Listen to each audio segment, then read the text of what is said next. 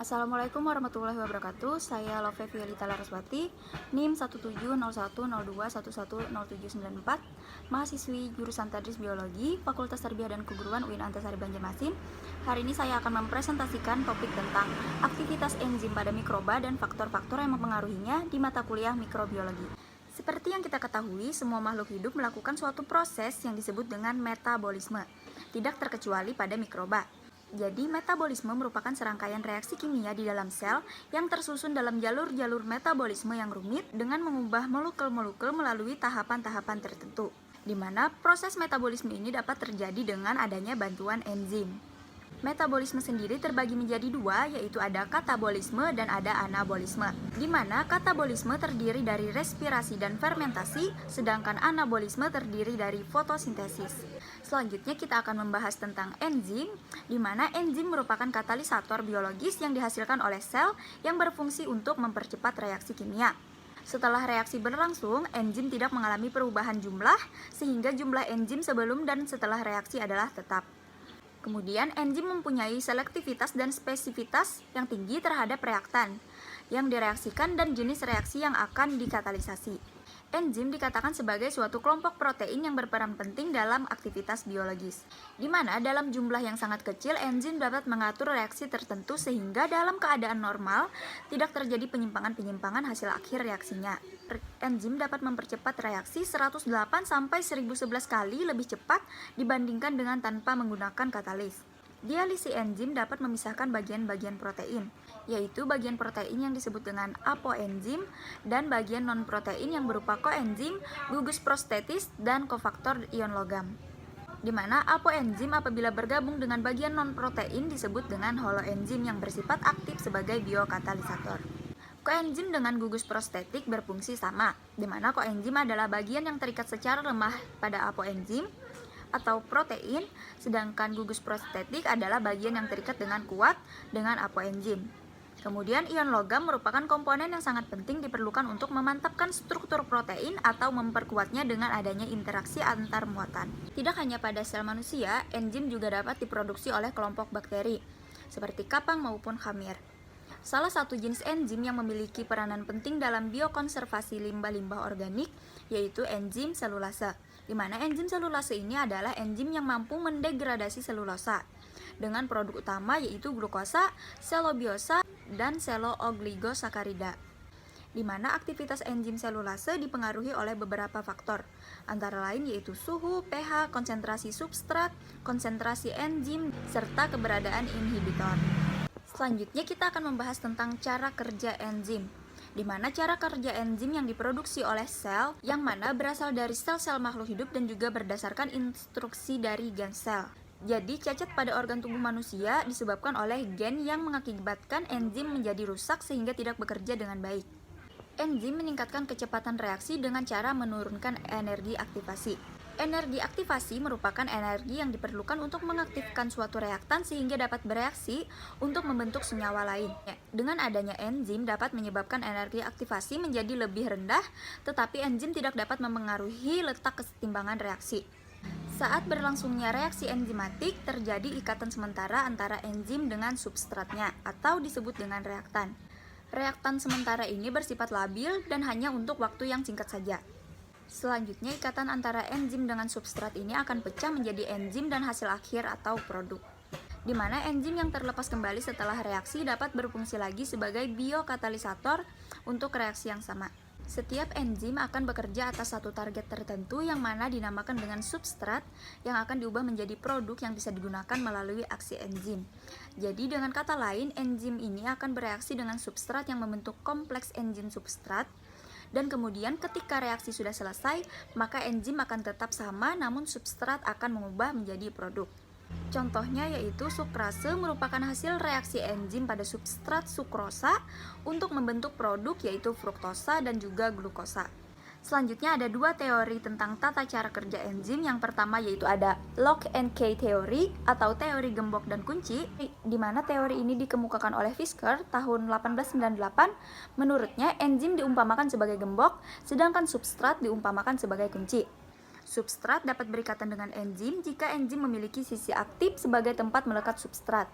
Hubungan antara enzim dan substrat terjadi pada sisi aktivasi dan hubungan tersebut membentuk ikatan yang lemah.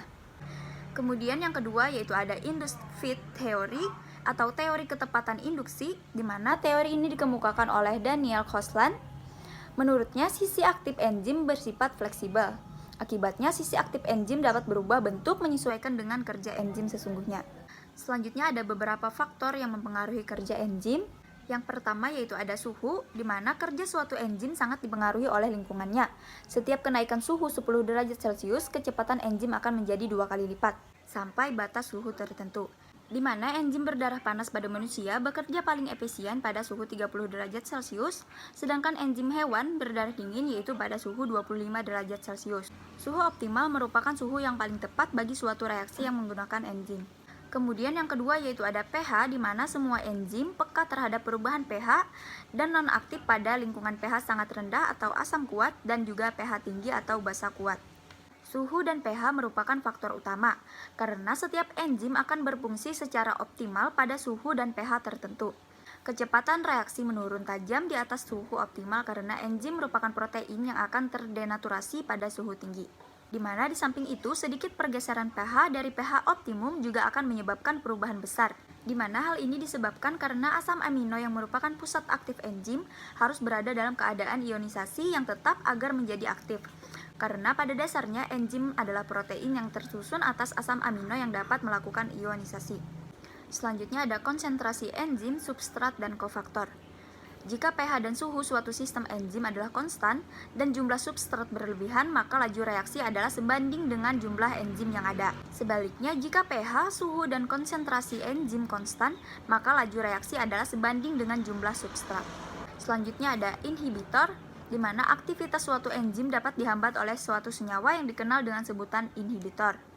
Inhibitor digolongkan menjadi dua jenis, yaitu yang pertama yang bekerja secara tidak dapat balik atau irreversible, dan yang kedua yaitu yang bekerja secara dapat balik atau reversible. Penghambat yang irreversible adalah golongan yang bereaksi dengan atau merusak suatu gugus fungsional pada molekul enzim yang penting bagi aktivitas katalitiknya. Kemudian yang reversible digolongkan menjadi dua, yang pertama yaitu zat penghambat yang bersaingan atau kompetitif, dan yang kedua yaitu zat penghambat yang tidak bersaingan atau non-kompetitif, di mana zat penghambat yang bersaingan mempunyai struktur mirip dengan struktur molekul substrat, di mana suatu penghambat kompetitif berlomba dengan substrat untuk berkaitan dengan sisi aktif enzim. Ciri penghambat kompetitif adalah penghambatan ini dapat dihilangkan dengan meningkatkan konsentrasi substrat. Selanjutnya aktivator atau kofaktor, di mana aktivator atau kofaktor adalah suatu zat yang dapat mengaktifkan enzim yang semula belum aktif. Enzim yang belum aktif disebut dengan preenzim atau zymogen atau simogen, di mana kofaktor dapat berbentuk ion-ion dari unsur H, Fe, Cu, Mg, Mo, Zn, Co, atau berupa koenzim, vitamin, dan enzim lain. Secara umum, kofaktor memiliki peran sebagai berikut, yaitu yang pertama yaitu kofaktor akan melengkapi dan memodifikasi struktur enzim sehingga substrat atau bahan yang diolah enzim dapat melekat. Yang kedua yaitu kofaktor bereaksi sebagai donor elektron atau donor atom bagi substrat. Yang ketiga, kofaktor dapat bertindak sebagai penerima sementara untuk atom, elektron atau proton yang selanjutnya dapat kembali setelah reaksi selesai. Kofaktor bersama residu tertentu mempolarisasi substrat sehingga mudah dikatalis oleh enzim. Selanjutnya ada aktivitas enzim selulase mikroba yang diisolasi dari jerami padi di persawahan pasang surut, di mana pada suatu penelitian aktivitas enzim selulosa mikroba yang diisolasi dari jerami padi di persawahan pasang surut di Kalimantan Selatan, di mana pengomposan padi secara alami membutuhkan waktu 2-3 bulan. Sisa jerami padi ditebas dan dibiarkan terhampar selama 1-1,5 bulan. Saat mulai membusuk, dikumpulkan dan dibentuk bulat seperti bola. Jerami ini akan membusuk kira-kira 2 minggu. Proses pengomposan jerami padi yang lama ini disebabkan jerami mengandung senyawa-senyawa sukar lapuk, yaitu 35-45% selulosa, 18-25% hemiselulosa, dan 10-25% lignin. Selulosa adalah polimer glukosa rantai lurus dengan ikatan beta 1,4 glukosa pada serat glukosa dapat dipecah menjadi monomer glukosa dengan cara hidrolisis asam atau enzimatis, di mana selulosa dapat didegradasi oleh enzim selulase yang dihasilkan oleh mikroba. Enzim tersebut mendegradasi molekul selulosa yang tidak larut menjadi mono atau disakarida sederhana larut sehingga dapat digunakan oleh mikroba sebagai sumber energi. Degradasi selulosa merupakan hasil kerja 3 komponen enzim secara sinergis, yaitu endoglukinase, eksoglukinase, dan beta-glukosidase. Beberapa mikroba berperan dalam proses dekomposisi seperti Achromobacteria, Bacillus, Cellulomonas, Cytophaga, Vibrio Pseudomonas, dan Sporositopaga. Persawahan di daerah pasang surut dipengaruhi oleh intrusi dari endapan dari laut atau sungai yang bercampur dengan bahan endapan dari hulu lebih tinggi, menjadikan daerah ini memiliki kekhasan, yaitu ada unsur-unsur logam yang dapat meracuni tanaman seperti Fe dan Al, sehingga juga mempengaruhi keberadaan mikroba selulotik dan kemampuannya dalam mendekomposisikan bahan organik.